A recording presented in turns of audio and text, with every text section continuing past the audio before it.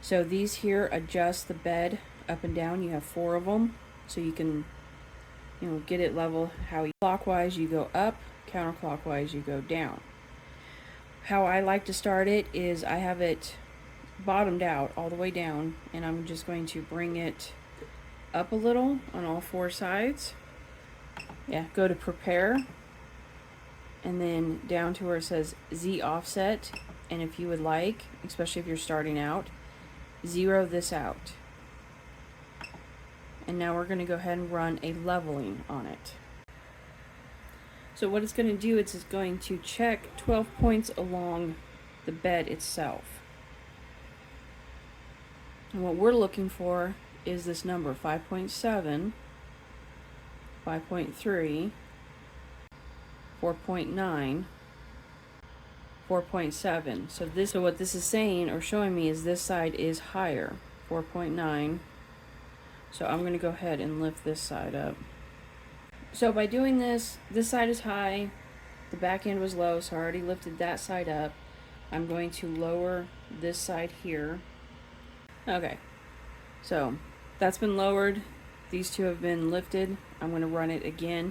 You may have to do this several times. When I get it level, then we're going to do the paper test. So let's go ahead and run this again. So this is the 5th time that I'm running this, and we'll go ahead and see how it is. So again, you're going to look at your Z-axis number when it dips. So that's 5.0, 4.9.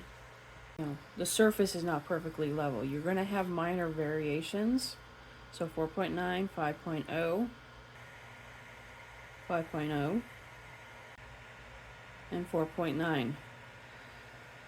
So that is really good in my opinion. I'm about 5 all the way across. Alright, so it's come to a rest after leveling, and this is going to be its distance when it is printing. So now you're going to take a piece of paper about the thickness of a business card, slip it underneath there, and now we're going to change the Z-axis so that this business card will move around, but with a little bit of resistance. Okay, so we're going to bring the head down, so we need to go negative. What I like to do is just sit here and move it in circles as I'm dropping it down. You'll feel it catch. And I'm starting, there we go. I feel the resistance now. And there we have it. A little bit of resistance.